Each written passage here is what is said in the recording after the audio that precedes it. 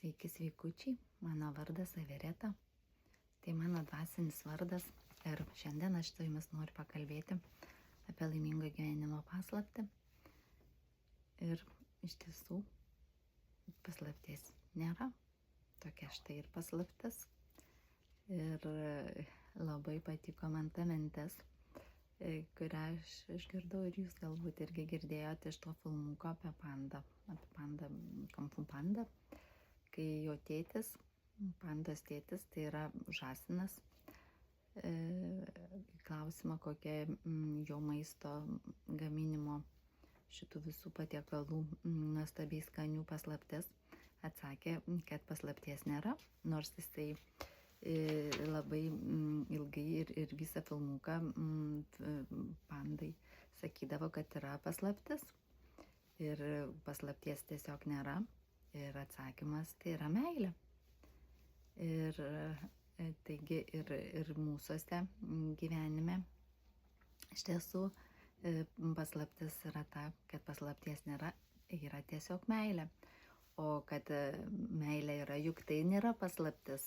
Visi mes ieško meilės ir skirtingais būdais tik tai gyvenime ir norim tos meilės, tačiau dažnai mes ir patys norim duoti, ir patys norim gauti tą meilę iš kitų. Niekas mūsų nemokino galbūt ir nebuvo tokios minties, kad mylėti savo. Ir netgi kai vyksta dalykai, kai kalba net eina apie tai, kad ten religijose galbūt ir kaip sulaukti to gėrio savo, kaip sulaukti tos meilės, tai kalba eina visada apie tai, kad pirmiausia tu turi duoti tam, kad ją gauti. Tai tik tais vienas paprastas dalykas čia truputėlį praleistas, pražiūrėtas, tai yra, kad pirmiausia mes turim duoti tos meilės savo. Ir tik tada, kai patys prisipildom, tik tai tada galim dalintis ją su kitais. Tai čia tokia ir galbūt galima būtų pasakyti, kad yra paslaptis. Paslaptis ta, kad pirmiausia meilę savo turim duoti. Ir šiaip apie meilę tikriausiai yra ir pagalvota, ir kalbėta, ir apie tą pačią meilę savo. Tačiau kas tai yra tikroji meilė savo? Mes dažnai čia šitoj visoje aplinkoje ir visame tame, kame mes gyvename, esam šiek tiek, netgi ne šiek tiek, esam klaidinami, kas tai yra meilė savo. Nes dažnai mes bandom pamatyti kažkur, sužinoti, kas ta meilė savo, kaip ją pritaikyti. Tiesiog išorėje ieškom atsakymų. O svarbiausias atsakymas tai yra mūsų viduje, kas tai yra meilė savo. Ir iš tiesų galbūt netgi ir patys, kai pradedam galvoti, kad tai yra mūsų mintis, tai tiesiog dažnai mes nesuvokiame, kad tai yra mums įteikta, kad meilė savo tai yra, net nežinau, iš tiesų kažkokių daiktų įsigijimas, kažkokių drabužių, kažkokių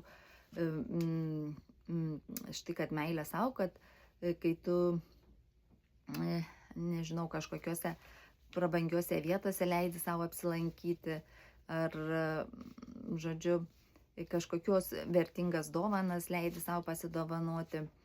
Tai iš tiesų yra ne apie tai. Meilė savo, iš tiesų tai yra visų pirma laikas savo. Kaip dažnai irgi žmonės mes sakom, kad neturim laiko, bet žmonės sako, neturiu laiko.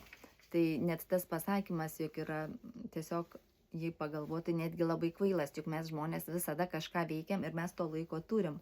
Tiesiog taip matrica veikia, taip veikia sistema, kad mus nuvesti nuo to, nuo savęs ir nuo tos meilės savo davimo.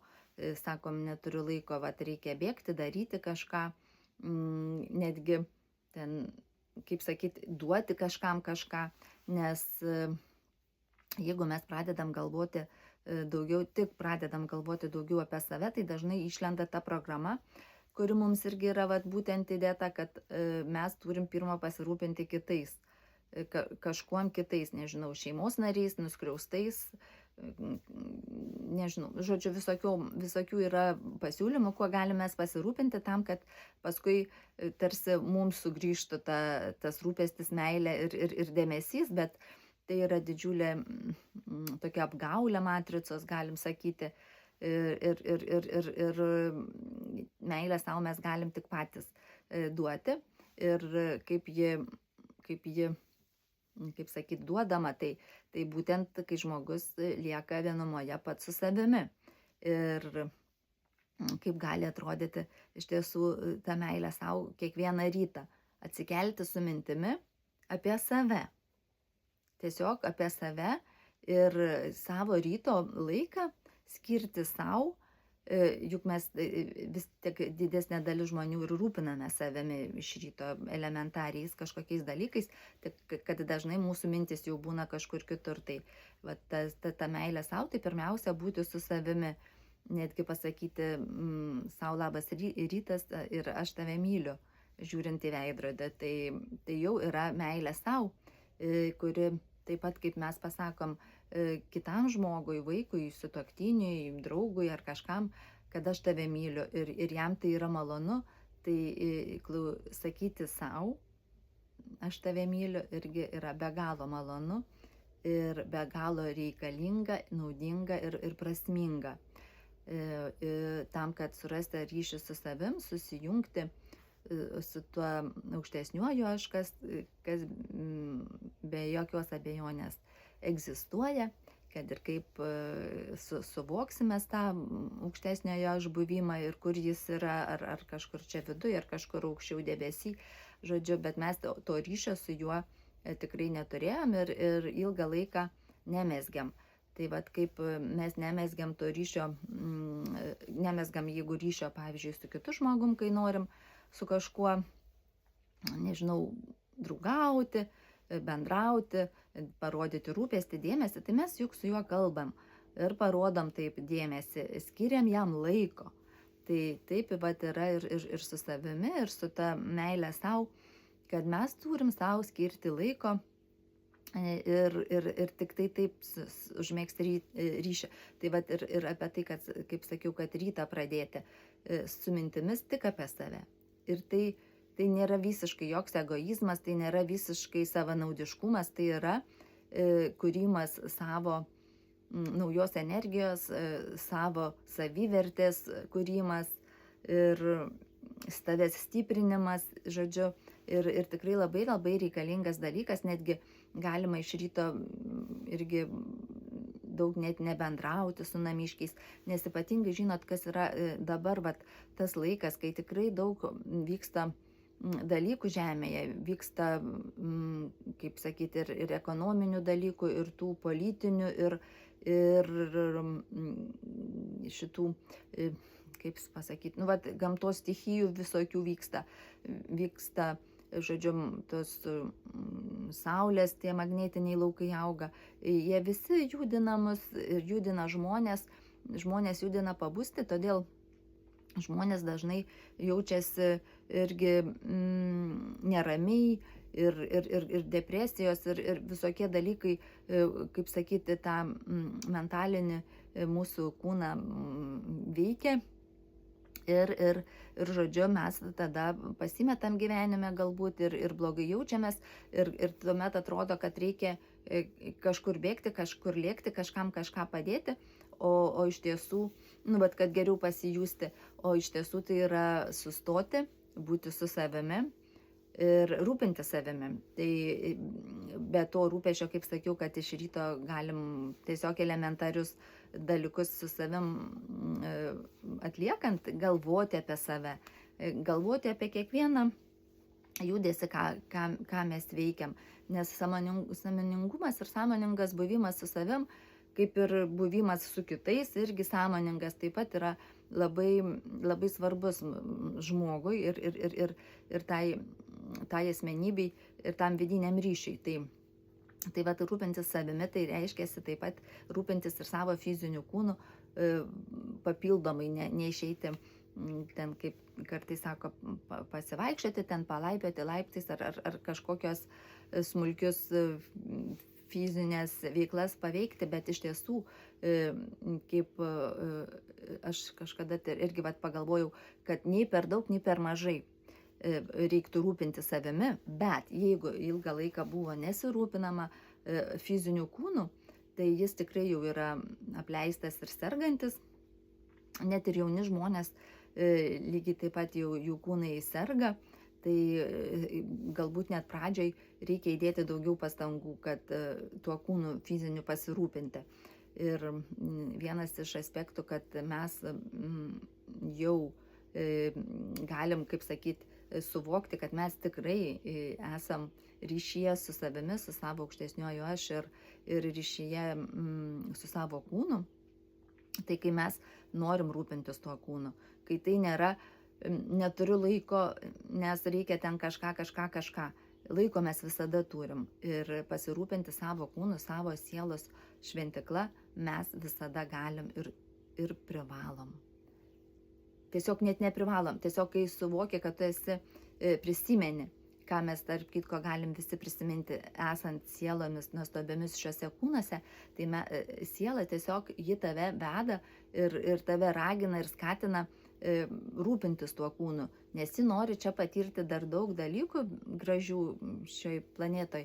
Ir tada gaunasi toks, kai siela pabunda, tu elementariai nebegali nesirūpinti tuo savo kūnu. Tu renkiesi tiesiog, tai yra prioritetas tavo pasirinkimų. Tai va, ir meilė savo, žodžiu, yra labai svarbi. Ir dar vienas aspektas apie meilę savo kalbant, kad yra tas dalykas, kad dabar visi suaugę žmonės gyvenantis Žemės planetoje yra prisisukę savo gyvenime, taip vadinamos tos karmos, ir tikrai per tą nemeilę savo, netgi savo kūnams esam irgi netgi nemažai galbūt pakenkę. Bet kaip mes galim tą kūną irgi dabar bestiprindami, kaip jį atgaivinti, kaip tas ligas pašalinti, tai be jokios abejonės nėra jokios kalbos, kad nesinaudoti kažkokiom technologijom medicinos, bet kartu labai svarbu ir šitas dvasinis ieškojimas žmogaus ir minčių susitvarkymas, ieškojimas sprendimų, gyvenimo, situacijų, kažkokių priėmime, nes mes tai, ką užgyvenam būtent irgi su fizinė neveikla, tai lygiai taip pat užgyvenam visas savo ligas ir kūno problemas sveikatos, būtent per savo neteisingą elgesį su savimi.